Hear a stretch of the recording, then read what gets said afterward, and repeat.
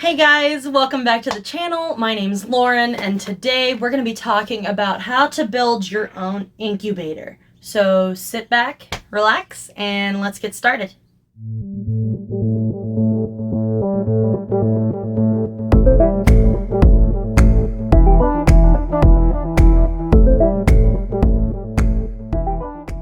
Alright guys, welcome back to the channel. Before we get started, if you could do me a big favor, if you could hit that subscribe button down in the bottom corner, punch the notification bell so you know when I post, and hit that like button so that I know you like the video. So today, like I said, we're going to talk about building your own incubator. Now, everything that I list today is going to be things that I bought to make my incubator. Now, you don't have to do everything to a T like I did. The biggest thing that I will stress multiple times in this video is if you're going to spend a decent amount of money on anything, you need to spend it on a thermostat. You need to really invest in a quality thermostat, or you're gonna have some probably have some malformed babies due to temperature spikes. So with that, we're gonna get started. I'm gonna list show everything on the screen that I bought, little ads for them. Mostly everything I bought was on Amazon, except for my egg boxes, which I will give you the link and show where I got those. All the links and everything that I used will be in the description box below. I'm also going to link 2 other videos in this video as well. The method was inspired by Garrett Hartle originally from JDH Reptiles. He breeds super dwarf and dwarf reticulated pythons. Dave from JDH Pythons. He also used this incubation method and made a video on that as well. I will link both of those videos down below too, so you can see how they built theirs.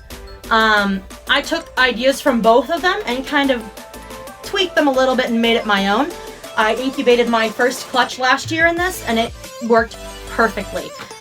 I had a perfect clutch of 6 babies, one of them being a panda pied, and everybody came out happy and healthy. So I can't recommend this incubation method enough. It's basically a giant sim container. The cooler itself is filled with about 3 to 4 inches of water. It basically, the water heats the air inside the incubator and also maintains the high humidity that you need. You don't need to put any water in your egg boxes for this. It's very set it and forget it. I love this method, can't recommend it enough. Alright, so with that, we will get started. So the first thing you're obviously going to need is the incubator itself, the cooler. Now this can be any size cooler that you want. It doesn't have to be this exact one.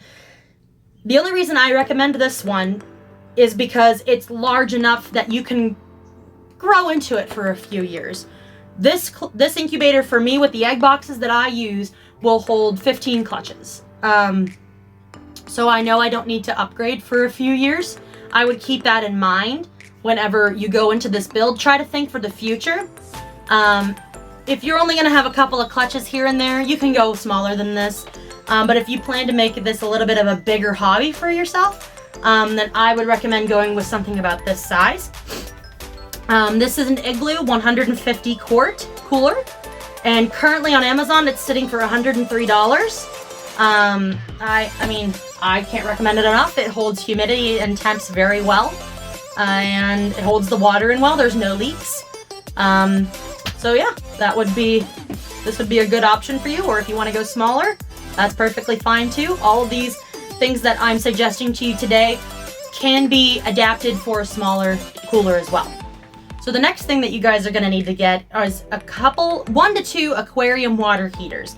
Now this depends on how you guys want to set your incubator up.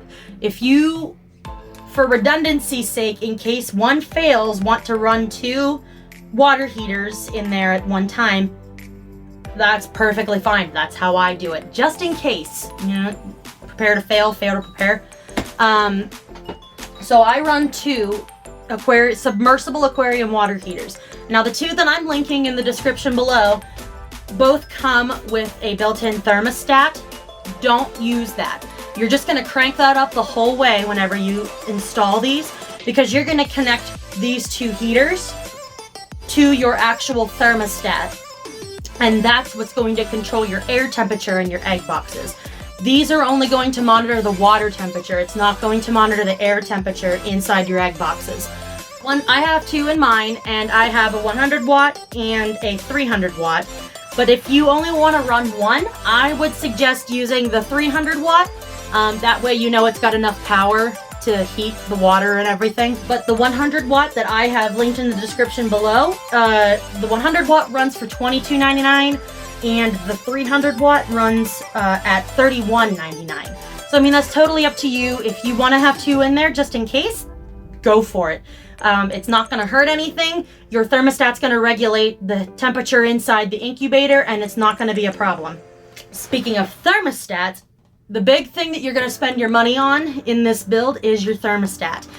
Don't go buying a cheap $15 to $20 thermostat on Amazon. You don't want that kind. You want to get a decent kind, preferably with a pulse function, if I'm being flat out honest with you. Whether that be a Vivarium Electronics, Herpstat, Freedom Breeder, one of the more expensive, higher tech thermostats is what you're looking for. You don't want to cheap out on a thermostat because that can be what makes or breaks these clutches for you. If you don't have a good thermostat, you're not going to have a good clutch of eggs, if I'm being flat out honest with you guys. You want to make sure that you're spending, the money that you're spending is going into equipment that is going to make you successful in your breedings. If this thermostat that I'm currently using is a VE200, it has a pulse function on it, and you can get those on Amazon as well. You can get them on Reptile Basics. On Amazon, they're currently running for $169. Now, I know that's a lot of money, but that's what you're gonna have to spend to have the peace of mind knowing that your eggs are being maintained at a proper temperature. You don't want any temperature spikes because that can be detrimental to the health of your babies. This thermostat has the pulse function on it, which basically means it's not running at a steady, it's running at a steady temperature. It's not having temperature spikes going up and down and up and down and up and down. Everything stays at a very level rate, so that way the babies aren't, going all over the place, temperature-wise. So I personally, I don't have any Herpstat. Herpstat is another good choice from what I've heard, but I personally recommend the VE200 thermostat big time for the pulse function of it. It really does make a difference when it comes to the temperatures and incubating your eggs. So the next thing that you're gonna need is circulation pumps, water circulation pumps. The versions that I got, they come in a 2-pack, and you can get them on Amazon for, $18. And basically the reason you need these is to move the water, the standing water that's in the bottom of the incubator. That way you don't have any hot spots localized to where the water heaters are. The water's constantly moving, and in doing that, the air's gonna move a little bit because the heat's gonna move. So you don't have to worry about having a fan in there. You just drill a couple of holes in the front and then on the sides, and that's plenty of airflow. And as long as you have that little bit of airflow going on inside with the water circulation pump, you're perfectly fine. So these circulation pumps, these are the Sun 2-piece submersible circulation water pumps, and they're $18 for a pack of 2. And that way you have a backup one in case this one fails. Can't beat that. So the next thing that you're gonna need is shelves, basically, to sit your egg boxes on the inside. That way the egg boxes are suspended above the water. Now, the way I did that was I wanted to make sure that there was enough airflow still going on underneath the egg boxes and in between, so I used cookie cooling racks. I found a 3-pack of them on Amazon for $12, and honestly, they work perfect. I have 10 egg boxes currently in here, ready to go, filled with Pearlite, and they are holding them up perfectly fine. They're above the water. It's just high enough that it sits above the water circulation pump and the water heaters. That's a pretty good way to go. The next thing that I'd recommend for you guys for this incubator build are your egg boxes. Your egg boxes will determine how many clutches you can fit in your incubator. For this specific cooler, I personally recommend using the Our shoebox from the Container Store. They're $2.19 each. I can fit 15 of those egg boxes in here, and that'll last me for quite a few years. Until I have more females ready to go. And it's basically a loose fitting lid, so that way your humidity can still get in and you still get some airflow going in. I'd also recommend drilling 2¼ inch holes on opposite corners. That way you get, airflow moving in, you can still get some more humidity going through from the water down below them. But those are pretty great. They save on space. You can fit your incubation medium of perlite, vermiculite, whatever you're using in there, as well as putting, if you'd like, to use an easy hatch tray on the top to sit your eggs on. It fits that perfectly fine. There's still enough headspace where the eggs aren't going to touch the lid. So I personally would recommend those for you guys for this incubator build. It'll save you a lot of space and you'll be able to fit way more clutches in this incubator. So the next thing that you'll need is, if you're going to go the route of having 2 heaters in this incubator, you're going to need to get a power strip. And I mean, you can just get a generic one at Walmart. The one I found on Amazon was $9. The biggest reason you need that is you'll have to put plug both heaters into that power strip, and then you'll plug the power strip into your thermostat, and that will basically run both of your heaters at the same time, and it will control the temperature inside your egg boxes. So I guess the last essential thing that you need would be your incubation medium. For me, I personally use Pearlite, and I found an 8-quart bag on Amazon for $14.89. That'll honestly get you through a cup quite a few, I think probably about 4 or 5 clutches. I personally recommend Pearlite for this. You don't need the extra water put into your egg boxes. The only thing that I would recommend that you do is pre-rinse your Pearlite. That way you don't have a bunch of dust coming around everywhere and covering the top of your eggs. That dust will basically suffocate your eggs if you don't pre-rinse it. So before you put your Pearlite in your egg boxes, make sure you get a nice rinse through, let it dry out for a little bit, and then put it in your egg boxes. The humidity from the water underneath inside this incubator coming up is more than enough humidity for your eggs. You don't need to add additional water and anything into these tubs. You're gonna be set. As long as you drill those holes in your egg tubs, you're perfectly fine. The Pearlite's just a way to suspend the eggs up a little bit from the bottom of the tub.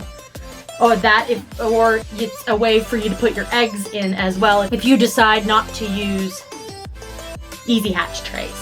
If you do decide to use easy hatch trays, you can get those off of Amazon as well. That's like a suggested thing that I would personally do. I like the easy hatch trays. They're a good way to prevent your eggs from rolling. It makes sure they're up suspended off of the incubation medium. They get enough ventilation underneath. And you can get those off of Amazon. You can get them off of the RepiChip website.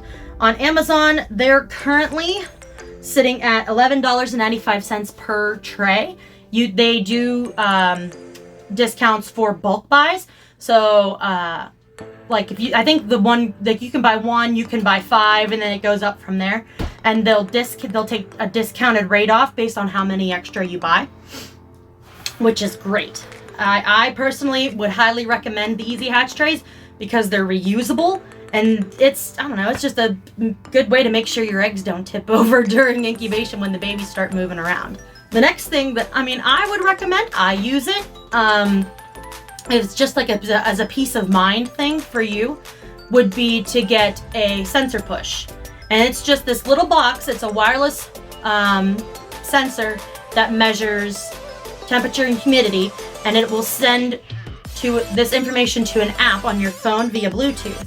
And when you're at home, you'll be able to just pull up the app on your phone and look and see what the current temperatures and humidity are inside your egg boxes, which is it's a big peace of mind thing. You can also, with that as well, buy a wireless gateway for that, where you'll be able to, it will allow you to, whenever you're not at home, to check on your sensors as well and see what's going on. If you don't have the gateway, you can only check those when you're at home. It's just a good hands-free way to check your humidity and temps, just to make sure everything's all right whenever you want. And it also logs everything too for, you know, months and months and months back. It's pretty cool. All right, guys. So the grand total for everything. So if you're gonna go the same route that I went with everything, your grand total for everything that I said was basically necessary. If you're gonna use 2 water heaters and the power strip, your total is gonna come to around $375. And if you decide you only want to use 1 water heater and not the additional and not the power strip, your total is going to come to around $340. So honestly, this is a pretty good, it's not a cheap incubator by any means, but it's a good secure incubator to get you started, to get you learning how to incubate eggs. And I personally can't recommend it enough. It did great for me last season. I'm looking forward to filling it with more eggs this season.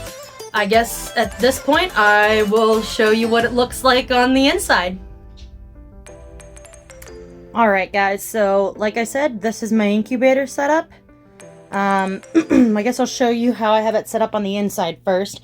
So it has these nice little locking things, and all you do is pull up, and usually a lot of water will pull out, that's okay. Just kind of, you know, just shake it off, it'll be fine. So as you can see, currently I have 10 egg boxes in here. They're all empty. My girls haven't laid yet. But I can fit 15. I have plenty of space for 15 egg boxes, which is awesome. So this cord that you see here is the probe for my VE thermostat. And inside this egg box here, open it up here, you can see I have, and this is how I have all of my egg boxes set up. They're all set up similarly. There's my sensor push, and sitting inside my easy hatch trays, and underneath each easy hatch tray there is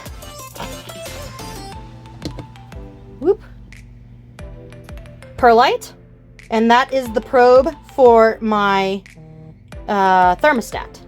That way it's monitoring the temperatures inside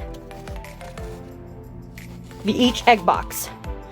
And you only need to have it in one. Obviously you can only have it in one. If it's okay in one, it should be fine in all of the other ones. I'm very excited to use these egg tubs this year, but you can see these are our shoe boxes from the Container Store, and they fit the Easy Hatch trays perfectly. There's plenty, I don't know how well you can see it with the condensation in there, but there's plenty of room for eggs to sit there and still have space and not touch. Let's see if I can get some stuff moved around here, and I'll show you down below. Alright, so here is the inside of the incubator. I have, I don't know, probably about 3 to 4 inches of water down here. And these are the cookie cooling racks. These just fold, these little legs just fold in and out. This is the 100 watt heater, and the 300 watt is over on this side. I have them spread out that way they're evenly incubating or evenly heating the water. And then this is the water circulation pump. Now it has a suction cup that you can use to mount to the wall. I just have it sitting here, and it's kind of being held in place by these racks, and honestly it's not moving, it's not going anywhere. It doesn't float, it sinks to the bottom, and it's circulating the water nice and easy, so that way the eggs will have a good bit of airflow, as well as there's no hot spots in the water. This setup, I honestly can't recommend it highly enough. And like I said, there's 2 of these cookie cooling racks in here, and I can fit 15 clutches in this incubator. Now here on the side is where I have I have the little thermostats. These are the 2 thermostats for the water heaters. I just have them cranked the whole way up. There's no reason to, and you can tell when they're running because that little light will flash, and it's on pulse because of the thermostat that I have set up to them. You can just put these up to high. There's no reason to have them set to anything because you're not wanting to monitor the water temperature so much as you're wanting to monitor the heat, the air temperature inside your egg boxes. So just crank these the whole way up, but make sure they're connected to a thermostat. These can plug into, this is the power strip that these are connected to, and this power strip is plugged into my VE200 thermostat. And I don't know how well we can see it here. This display does not want to cooperate with my screen, but I have it set on the pulse function, and it's set at 89 degrees. It'll show you what temperature it's set at and what the temperature down below it's actually reading inside the egg boxes. I mean, honestly, guys, it's pretty bulletproof, this incubator. If you have any other questions or anything, please don't hesitate to contact me. All right, guys, that about wraps it up. Like I said, if you have any questions, please don't hesitate to ask me. Shoot me a message on Instagram, comment on here. I'd be more than happy to answer any questions that you have about this build. I personally can't recommend it enough. I love the basic set it and forget it kind of mentality with this. You don't have to mess with anything. You don't have to worry about temperature. You don't have to worry about humidity. The babies hatch out perfect in this. Just like I said, the biggest thing you need to remember about this build is you need to get a decent thermostat, a pretty good thermostat, or you're gonna be spending all this money on something that's just gonna kill your eggs. Anyway, thanks for watching. Don't forget to like, share, and subscribe, and I'll see you next time.